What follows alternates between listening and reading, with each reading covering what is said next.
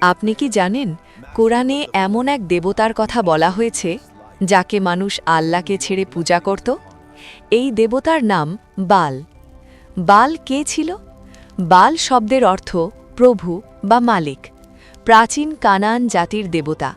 তারা বিশ্বাস করত বৃষ্টি দেয়, ফসল দেয়। কোরআনের আয়াত বিশ্লেষণ। সূরা আস সাফফাত ৩৭ থেকে ১২৫ আয়াত পড়ো। তারপর ব্যাখ্যা দাও মানুষ আল্লাহকে ভুলে গিয়েছিল। শিরক কিভাবে শুরু হয়? বড় শিরক। নবী ইলিয়াস আলাইহিস সালামের দাওয়া। তিনি বলেছিলেন আল্লাহকে ভয় করো, কিন্তু মানুষ শোনেনি। মানুষ বিদ্রোহ করে, নবী একা হয়ে যান। বালের আসল রহস্য। বাল আসলে কিছুই করতে পারত না। মূর্তি ইকুয়ালস টু পাথর, কোনো শক্তি নেই। মানুষ নিজের বানানো জিনিসকে সেজদা করছিল। আজকের যুগের শিক্ষা।